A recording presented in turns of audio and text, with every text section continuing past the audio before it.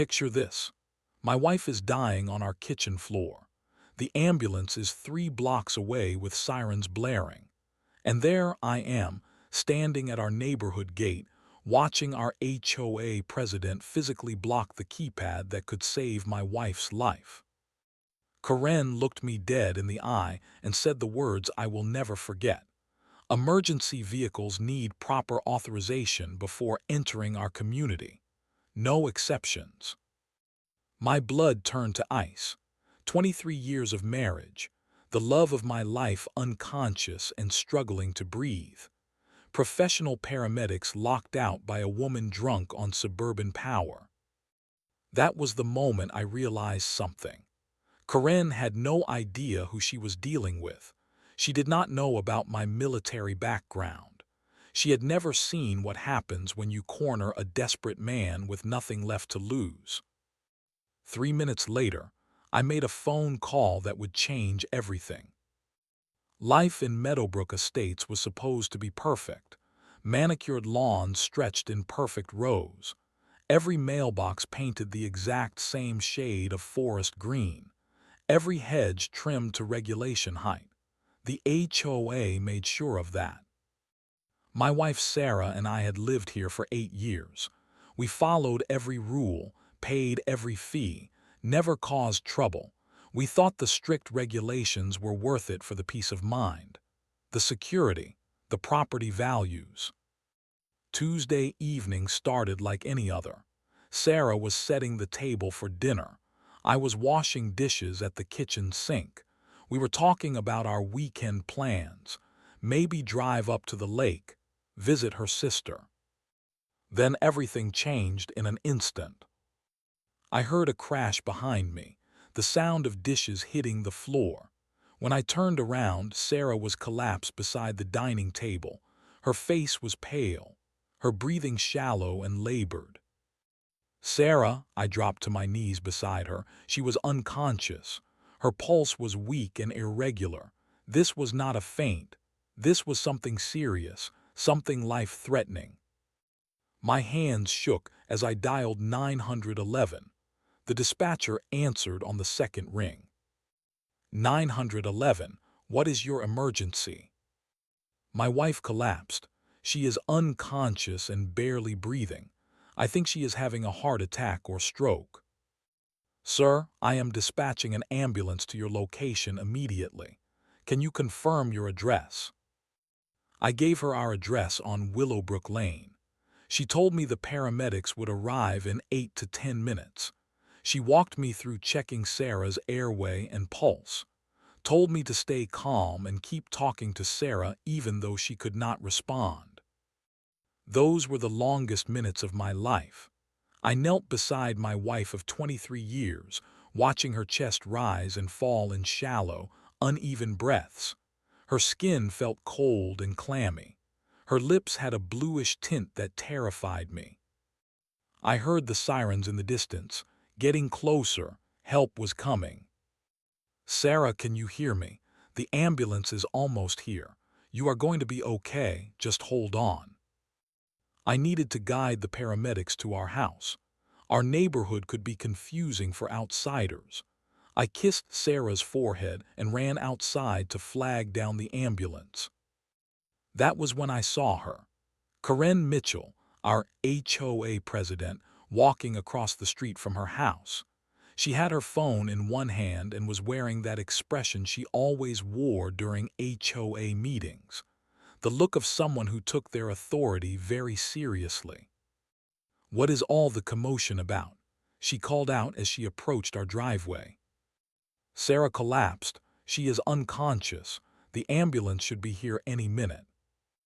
Karen's expression softened slightly. Oh my, that is terrible. Is there anything I can do to help? For a moment, I felt relief. Maybe Karen would put aside her usual bureaucratic nature during a real emergency. Maybe she would just be a decent human being. The sirens were getting louder now, very close. But then Karen's phone rang. She answered it immediately. Yes, this is Karen Mitchell, HOA president. I see. Emergency vehicles. Yes, I understand the protocols. She hung up and looked at me with a completely different expression. The brief moment of human compassion was gone. Now she looked like she was conducting official business. That was the gate security company. They are asking about emergency vehicle access procedures. My stomach dropped. Something in her tone made me nervous. Karen, this is a life or death emergency. My wife might be dying. I understand that, but we still have procedures to follow, even during emergencies. The sirens stopped. They were at our neighborhood entrance, at the locked gates that required a keypad code to open. Karen started walking toward the front of the neighborhood. I need to handle this properly. I followed her, my heart pounding. Something was very wrong. Karen was not walking like someone rushing to help during an emergency. She was walking like someone going to conduct routine HOA business. The ambulance sat at our neighborhood gates, red and blue lights flashing against the white security booth. I could see two paramedics in the front seat, looking frustrated. One was on his radio, probably calling dispatch for gate access information. Karen walked up to the gate keypad with the confidence of someone who controlled every entry and exit in our community. She did control it. As HOA president, she had override codes for the security system. "Ma'am, we have a medical emergency at 1247 Willowbrook Lane," the paramedic called through his window. "We need immediate access." Karen pulled out her clipboard from nowhere. I swear she always had that thing with her. She flipped through several pages like she was reviewing complex legal documents. "I understand you have an emergency, but our community has strict protocols for emergency vehicle access. I need to verify proper authorization before I can allow entry." The words hit me like a physical blow. I ran up to the gate. "Karen, what are you talking about? This is my wife. She is dying. Just open the gate." "Sir, I am handling this according to proper procedures." The lead paramedic stepped out of the ambulance. He was a big guy, probably in his 40s, with the calm authority of someone who had seen everything. "Ma'am, I am a certified emergency medical technician responding to a cardiac emergency. Every minute counts. Please open the gate immediately." Karen actually stepped between the paramedic and the gate keypad, physically blocked it with her body. "I need to see your official documentation, your department authorization codes, and I need verbal confirmation from your dispatch supervisor." "Lady, are you insane?" The paramedic's professional calm was cracking. "Someone could die while you are playing bureaucrat." My phone rang. It was the 911 dispatcher. "Sir, our paramedics are having trouble accessing your community. Are you able to assist with gate access?" "The HOA president is blocking them. She will not open the gate." "Can you put her on the phone, please?" I held the phone out to Karen. "The 911 dispatcher wants to talk to you." Karen waved the phone away. "I do not take instructions from dispatch. I take instructions from the HOA board and our community security protocols." She pulled out her own phone and started dialing. "I am calling the other board members to verify the proper emergency procedures." The paramedic tried to reach around Karen to access the keypad. She swatted his hand away. "Sir, that is private property. If you attempt to override our security system without authorization, I will call the police for trespassing." I could not believe what I was hearing. A trained medical professional was being threatened with arrest for trying to save my wife's life. "Karen, please. Sarah could be dying right now. Every second counts." "Then you should have made sure your emergency contacts had proper gate access documentation on file."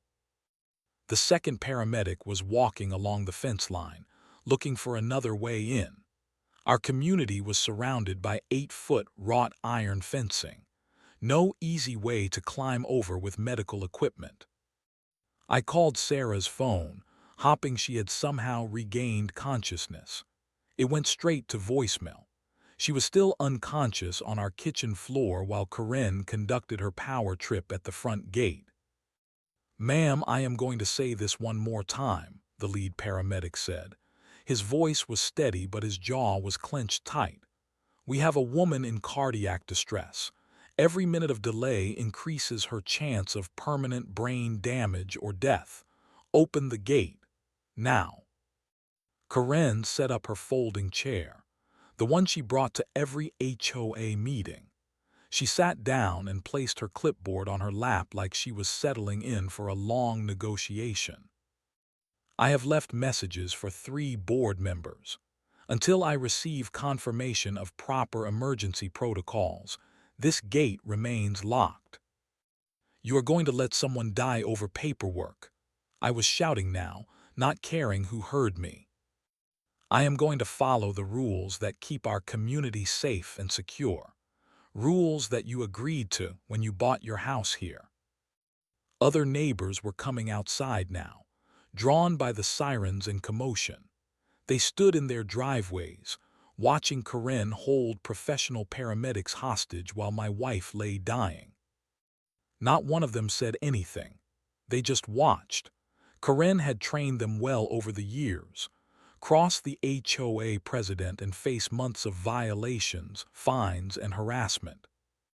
The paramedic got back on his radio. "Dispatch, we have a situation here. Civilian is actively preventing emergency access. We may need police assistance." Karen looked pleased, like she had just won some kind of victory. That was when I realized something terrifying. Karen was not just following procedures. She was enjoying this. She was enjoying having power over life and death. Karen's phone rang. She answered it with the self-important tone she used for all HOA business. "Yes, this is Karen Mitchell. Thank you for calling back, Robert. We have an emergency vehicle situation that requires board approval." She was actually conducting a committee meeting while my wife lay unconscious. The lead paramedic stared at her in disbelief. "That is right. They want access without proper documentation. I know. The rules exist for a reason." Karen pulled out a pen and started taking notes on her clipboard, like she was documenting every detail for some kind of official report. "I agree completely, Robert. If we make exceptions for one emergency, where does it end? Every delivery truck and service vehicle will claim to be an emergency." The second paramedic came back from checking the fence perimeter. He shook his head at his partner. "No way through without proper equipment." "Ma'am, we can climb the fence if necessary," he told Karen. "But we need to get our equipment and supplies through this gate. If you attempt to trespass on private property, I will call the police immediately." She held up her phone like it was a weapon. More neighbors had gathered now. The Johnsons from 2 houses down, the elderly couple from the corner lot, even some people I did not recognize, all standing safely in their driveways watching the show. "Please," I begged them, "someone help me talk sense into her. My wife could be dying." They looked away. Karen had spent years building her little kingdom of fear. Homeowners who spoke up against her decisions faced endless harassment, surprise inspections, violation notices for grass height, mailbox color, holiday decorations left up too long. Karen finished her phone call and made another note on her clipboard. "The board agrees. Emergency vehicles require proper authorization documentation before accessing our community. No exceptions." "Lady, I have been a paramedic for 15 years, the lead EMT said. "I have never seen anything like this. You are going to have blood on your hands." "I am going to have a secure community. that follows proper procedures. That was when I tried to offer her money. I pulled out my wallet and showed her everything I had, maybe $300 in cash. Karen, I will give you everything in my wallet. Just open the gate. You think you can bribe me? She looked genuinely offended. This is not about money. This is about maintaining community standards. I got down on my knees in the street, in front of the whole neighborhood. I am begging you, please. Sarah is the love of my life. We have been married 23 years. She volunteers at the animal shelter. She brings cookies to new neighbors. She has never hurt anyone. Please do not let her die because of paperwork. Karen looked down at me with cold satisfaction. Maybe next time you will make sure your emergency contact information is properly filed with the HOA office. That was when I understood. This was not about rules or procedures or community standards. This was about power. Karen Mitchell had found herself in a position where she controlled whether my wife lived or died, and she was drunk on that power. The paramedic keyed his radio again. Dispatch, we need immediate police assistance. We have a civilian blocking emergency medical access. This is becoming a potential manslaughter situation. Officers are en route, came the crackling reply. Karen smiled. She was winning her little power game and she knew it. Perhaps the police can help you understand proper emergency procedures. I stood up from the pavement. My knees were scraped and my dignity was gone, but something had changed inside me. The desperate pleading was over. Karen had no idea who she was dealing with. She saw a suburban homeowner begging for help. She had no idea about my background, my contacts, my resources. Time for a different approach. I pulled out my phone and started scrolling through my contacts. Names I had not called in years. People from a different life. My life before suburbia, before HOA meetings and lawn care schedules. My life when I was Captain Mike Rodriguez, helicopter pilot, United States Army. Karen was still sitting in her chair like some kind of suburban dictator, clipboard in hand, completely blocking the gate access. The paramedics were calling their supervisor, trying to figure out legal options for bypassing her. I needed to get medical help to Sarah. If the front door was blocked, maybe I could find a back door. My first call was to Tony Guerrero. We served 2 tours together in Afghanistan. He was still active duty, stationed at Fort Campbell. Tony, it's Mike Rodriguez. I need help. Emergency. Mike, man, it's been forever. What's going on?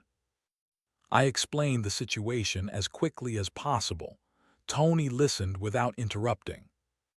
Jesus, Mike, that's insane. I wish I could help, but I'm in Kentucky. Can't get a bird to you in time. I understand, thanks anyway. Next call was to Lisa Chen. She had transitioned to civilian helicopter EMS after her military service, based out of Atlanta, about 4 hours away. Lisa, it's Mike Rodriguez from the 101st. I have a medical emergency and need a helicopter. Mike, hey, what kind of emergency? I explained again. Karen blocking the ambulance, Sarah unconscious on our kitchen floor. I'm so sorry, Mike. My bird is down for maintenance. Won't be airworthy for at least 6 hours. Strike 2. Karen overheard part of my conversation. She actually laughed. Making up fantasy rescue stories now. This is not a movie. This is real life, with real rules and real consequences. I ignored her and kept dialing. Called 3 more contacts.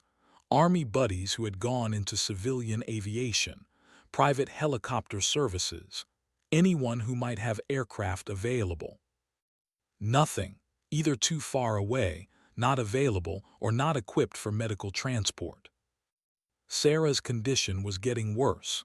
I could tell from her breathing patterns on our security camera app. Shallow, irregular, weakening. Karen made another phone call to someone, probably another board member, updating them on her successful defense of community protocols. The police arrived, 2 officers in a patrol car. They talked to the paramedics first, then approached Karen. "Ma'am, we understand you are preventing emergency medical access to the community." "Officers, I am following established HOA procedures for emergency vehicle authorization. These paramedics have not provided proper documentation." One officer looked at his partner. They had never dealt with anything like this. "Ma'am, we strongly encourage you to allow emergency access." "Are they properly authorized or not?" That's not really how emergency medical response works." "Then they need to go through proper channels." The officers stepped aside to radio their supervisor. This was way above their pay grade. I was running out of options and time. Sarah needed help now, not in an hour when lawyers and supervisors sorted through bureaucratic nonsense. One more call, Jake Morrison. We had served together, but he had stayed in longer than me. Made it to lieutenant colonel before retiring. Last I heard, he was doing contract work, military consulting, private security. "Jake, it's Mike Rodriguez. I need a huge favor." "Mike, good to hear from you, brother. What do you need?" I explained everything. The medical emergency, Karen blocking the ambulance, my wife dying while some suburban tyrant played power games. There was a long pause.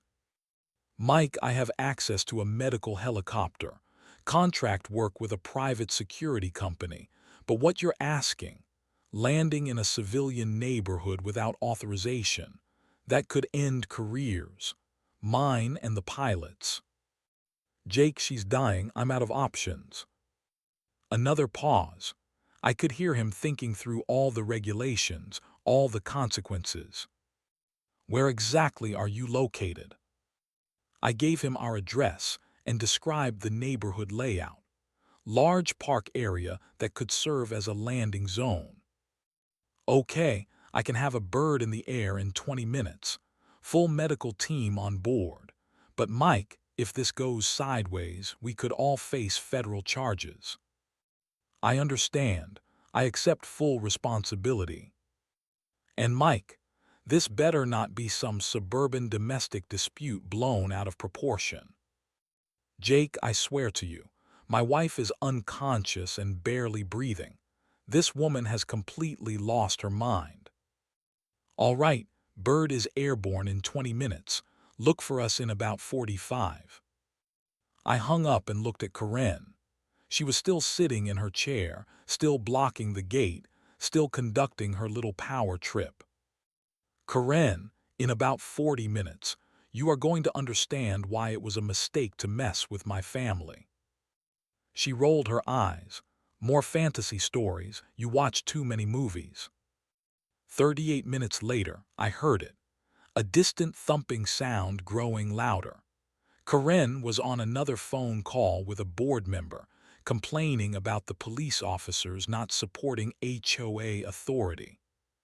The helicopter sound was getting closer, much closer. Karen looked up from her phone call, slightly annoyed by the noise. Probably just a news helicopter or police air unit.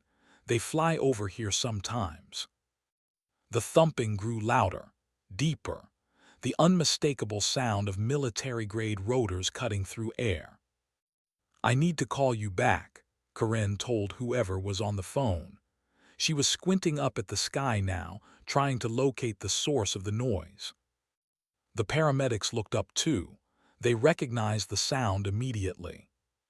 "That's a medical helicopter," the lead EMT said. "But we didn't call for air transport." A black helicopter appeared over the tree line, not the typical red and white medical helicopter you see on TV. This was military spec. serious equipment for serious situations. Karen stood up from her chair for the first time in an hour. Her confident expression was starting to crack. "That seems awfully low," she said, more to herself than anyone else. The helicopter circled our neighborhood once, obviously looking for a landing zone. The pilot's voice came over a loudspeaker mounted on the aircraft. "This is medical helicopter, responding to emergency at 1247 Willowbrook Lane. We are looking for a suitable landing area." Karen's face went completely white. She looked at me like she was seeing me for the first time. You actually called a helicopter. I told you not to mess with my family." The aircraft circled again, lower this time, looking at the large park area at the center of our neighborhood. The pilot's voice came over the loudspeaker again. "Requesting all ground personnel clear the landing zone. We have medical emergency response inbound." Neighbors were coming out of their houses now, not just standing in driveways, but actually walking toward the park to watch. A helicopter landing in suburban Meadowbrook Estates was definitely not an everyday occurrence. Karen was backing away from the gate, slowly, like she was trying to distance herself from the whole situation. "This is highly irregular," she stammered. "Helicopters need proper authorization to land in residential areas." "Tell that to the Federal Aviation Administration," I said.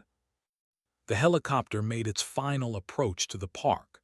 The rotor wash bent trees and scattered leaves across the perfect lawns. Several neighbors held their hands over their heads as debris blew around. Karen retreated all the way to the sidewalk, clutching her clipboard like a shield. The aircraft touched down in the center of the park. Two paramedics jumped out before the rotors even stopped spinning. They had military bearing and moved with the efficiency of people who had done this 1,000 times in much more dangerous places. The pilot shut down the engines but left the rotors spinning. This was a hot landing situation. Get in, stabilize the patient, get out. One of the military paramedics jogged toward the gate where everyone was gathered. He was carrying a large medical kit and had the confident authority of someone who outranked everyone present, who called for medical helicopter transport. I raised my hand. "My wife is unconscious at 1247 Willowbrook Lane. Possible cardiac emergency." "Copy that. We need immediate access to the residence." He looked at the locked gate, then at Karen, who was still holding her clipboard. "Ma'am, open the gate, please. I need to check proper authorization procedures for helicopter landings." The military paramedic stared at her like she had just announced her intention to juggle fire. "Ma'am, we are responding to a medical emergency. Open the gate, now." His tone was not a request. It was a command from someone accustomed to being obeyed without question. Karen looked around desperately, like she was hoping someone would support her authority. The police officers were staring at her in disbelief. The civilian paramedics were shaking their heads. The gathered neighbors were watching her public humiliation with fascination. "The HOA has procedures." "Ma'am, Federal Aviation Authority supersedes local homeowner association protocols. Open the gate, or we will open it ourselves." Karen fumbled with the gate keypad, her hands shaking so badly she could barely punch in the numbers. The gate swung open. The military paramedic keyed his radio. "Base, this is Rescue 1. We have gate access, proceeding to patient location." He looked at me. "Sir, lead the way." As we jogged toward my house, I heard the neighbors behind us. No longer silent, no longer afraid of challenging Karen's authority. About time someone put her in her place. Blocking an ambulance, what was she thinking? Someone could have died because of her power trip. Karen had disappeared, probably gone back to her house to hide from the consequences of her actions. But the consequences were just getting started. The military paramedics worked with a precision I had never seen before.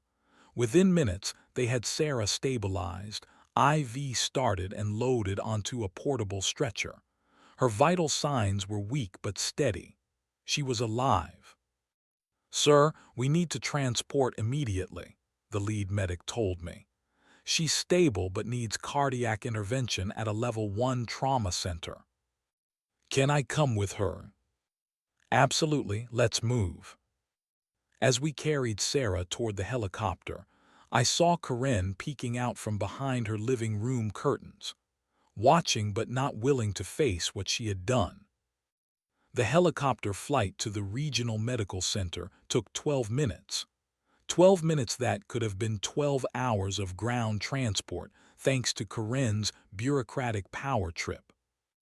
During the flight, the medical crew worked continuously on Sarah, monitoring her heart rhythm, adjusting medications, preparing for emergency procedures if needed.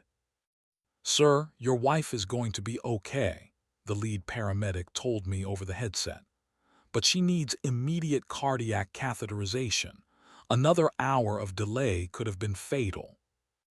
An hour of delay, like the hour Karen had wasted playing HOA dictator while my wife lay dying.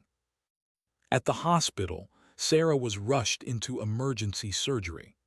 I spent the next 4 hours in the waiting room, calling her family, updating our friends, and trying to process what had just happened. The helicopter crew stayed with me for part of that time, not because they had to, but because they were decent human beings who cared about the outcome. "Sir, we need to document the civilian interference with emergency medical response," the pilot told me. "This incident will be reported to federal authorities." What does that mean for Karen? Interfering with emergency medical services is a federal crime, especially when it results in life-threatening delays. She could face serious charges. 2 hours later, a hospital social worker approached me with news. Sarah's surgery had been successful. She had suffered a mild heart attack, but there would be no permanent damage. Full recovery expected. I broke down crying right there in the hospital waiting room. Relief, exhaustion, and anger all hitting me at once.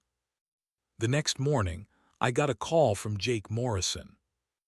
"Mike, how's your wife?" "She's going to be okay. Jake, I cannot thank you enough." "Don't thank me yet. We have a problem.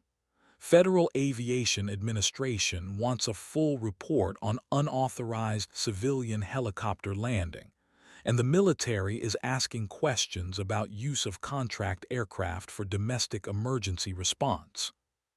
"What can I do?" "Tell the truth, everything, the whole story, because this is going to get attention." He was right.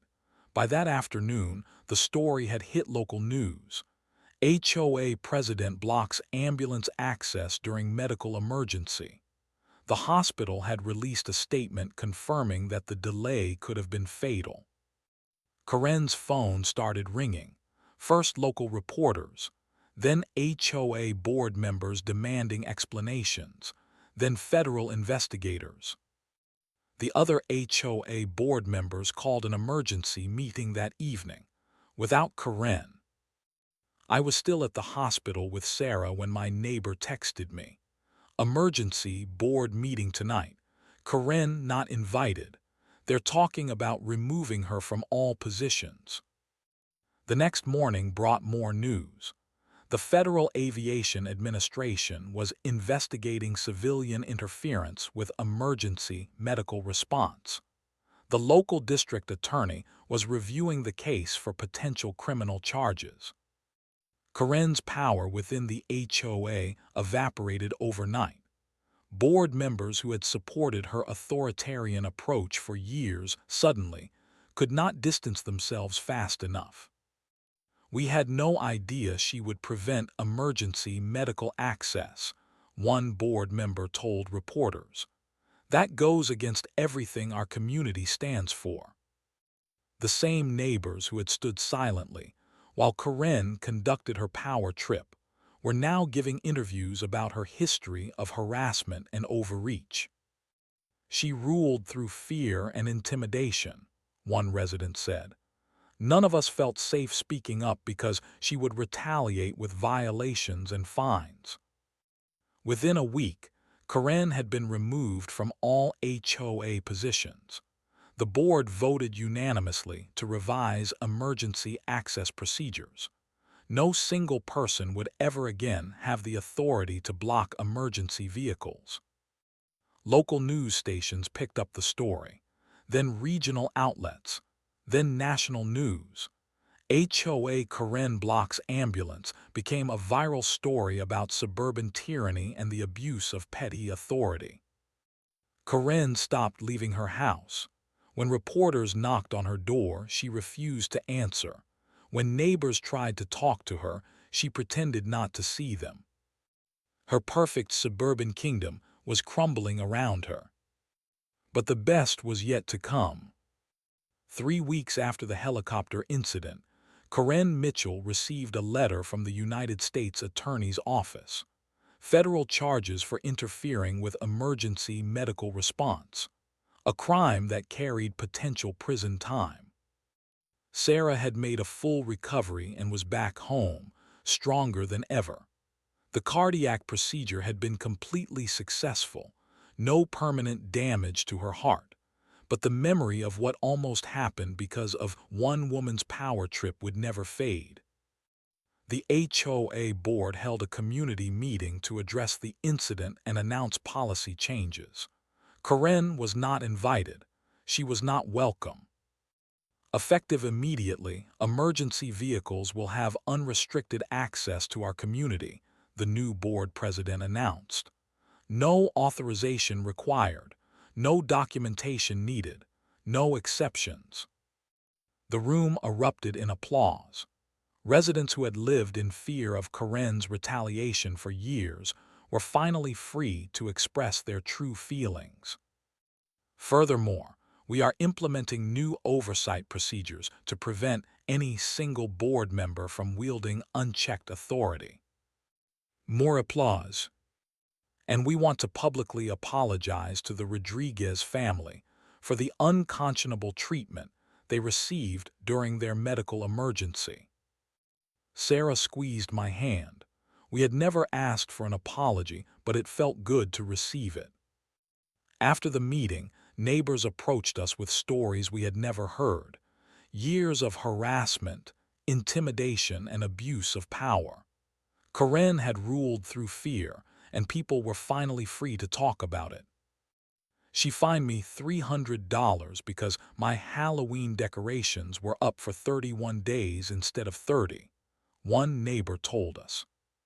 She had my car towed from my own driveway because it had a small oil stain, said another. She tried to ban children from playing in the park because their laughter was disturbing the peace. The stories went on and on. Karen had been a neighborhood tyrant, and everyone had suffered in silence. 2 months later, a for sale sign appeared in Karen's front yard. She was leaving Meadowbrook Estates, forced out by legal bills, community ostracism, and the complete collapse of her social standing.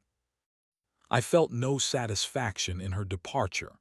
What happened to Sarah was unforgivable, but I took no joy in anyone's downfall. I just wanted to make sure it never happened again. The new HOA leadership was everything Karen's regime was not. Reasonable, transparent, focused on genuine community improvement rather than petty control. Emergency access procedures were not just revised but completely overhauled. Multiple board members now had gate codes. First responders had been given permanent access, and strict policies were put in place to prevent any single person from ever again wielding the kind of power Karen had abused. 6 months later, I received a call from Jake Morrison. "Mike, thought you'd want to know. Federal charges against Karen Mitchell were dropped in exchange for community service and restitution." "What kind of restitution?" "She has to pay for new emergency access equipment for your HOA, and she has to complete 200 hours of community service with emergency medical services. So she'll be working with paramedics." "Yep, learning firsthand how emergency medical response actually works, how delays cost lives, how bureaucracy can be literally deadly." It was perfect justice. Karen would spend the next year working alongside the same professionals she had blocked from saving my wife's life. A year later, Sarah and I were sitting on our back patio enjoying a quiet evening. The neighborhood was peaceful but different. Better. People were friendlier. Children played freely. Neighbors helped each other without fear of petty violations. "Do you ever think about that night?" Sarah asked. "Every day. How close we came to losing you because one person decided rules were more important than human life." "Do you regret calling the helicopter? All the trouble it caused?" I thought about that question for a long time. "Sarah, I would call that helicopter again tomorrow. I would face any consequences, pay any price, break any rule to save your life. That's what love means. That's what being human means." She smiled and took my hand. "And that's the difference between us and people like Karen. We understand that some things are more important than rules and procedures and power trips." The sun was setting over Meadowbrook Estates. Our perfect suburban neighborhood was finally actually perfect. Not because of strict rules and authoritarian control, but because decent people were free to be decent to each other. Sometimes it takes a crisis to reveal who people really are. And sometimes it takes standing up to a tyrant to create the community you actually want to live in.